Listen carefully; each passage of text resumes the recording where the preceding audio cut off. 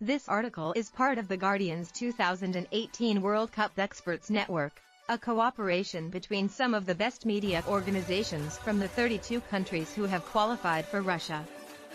TheGuardian.com is running previews from 2 countries each day in the run-up to the tournament kicking off on June 14. Mikoto Hospi, slow starter whose diligence paid off with Japan captaincy. Read more.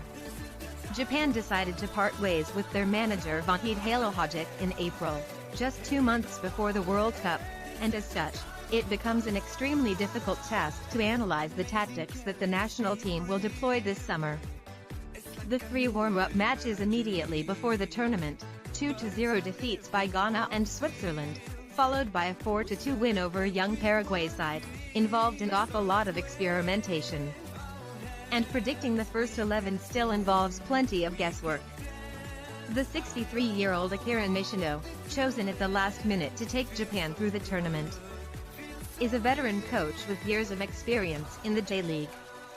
Though the manner of his appointment was a surprise, he had long been considered a full national team manager of the future ever since leading the Olympic side at Atlanta 1996.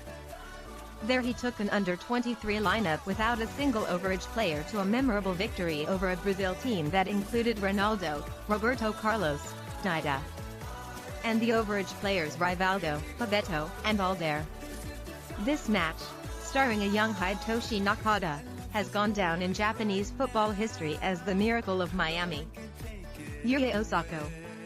Nishino's tactics back then were highly defensive, based on tight man-to-man marking, but as the manager of Gamba Osaka from 2002 to 2011 he showed another side to his character as a much more attacking manager.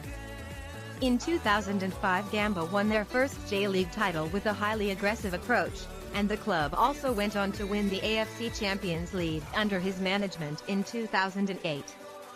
In December of that year, Gamba faced Manchester United in the Club World Cup semi-final and went down fighting in an entertaining 5-3 defeat.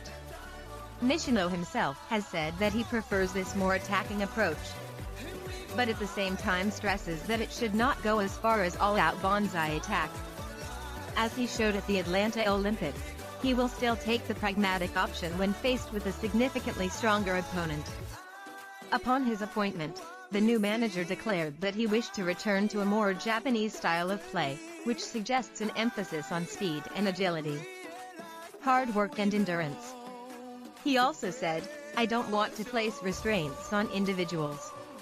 Nishino has always underlined the importance of individual expression.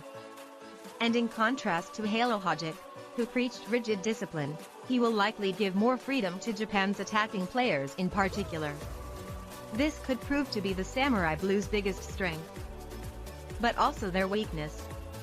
The theory, at least, has been evident so far. Nishino dabbled unsuccessfully with a 3-4-2-1 formation for his first match against Ghana at the end of May, but this appears to be a plan B after using 4-2-3-1 for the 2 friendlies in June. The return to this Japanese style initially descended into parody by emphasizing the old flaws, lots of fast, attractive build-up but ultimately no penetration, followed by errors under pressure at the back. But after changing 10 of his starting 11 for the Paraguay game, the manager finally made things click in the second half with a more aggressive approach and playing higher up the pitch, which delivered 4 goals. He has selection dilemmas in a more positive sense. The performances of Takashi Inoue and Shinji Kagawa ought to have put them back into contention to start. Probable starting 11 Facebook, Twitter, Pinterest. Japan Probable starting 11. Which player is going to surprise everyone at the World Cup? Yuri Osako. His ability to drop deep, skillfully hold up the ball, and spray passes adds a different flavor to the national team from the qualities he tends to exhibit in the Bundesliga for Köln. Which player is likely to disappoint? Many Japanese fans are worried about the condition of the Marseille defender Hiroki Sakai. He picked up an injury at the worst possible time toward the end of the Ligue 1 season, and while fans hope that he will recover quickly, there are fears he will not be fully fit. What is the realistic aim for Japan and white? The last 16. This would match Japan's best ever performances, in 2002 and 2010, making it the obvious target for this country. It is also an appropriate objective in terms of the current strength of the team. With all that has happened, it would be dreaming to aim for the quarterfinals or even further.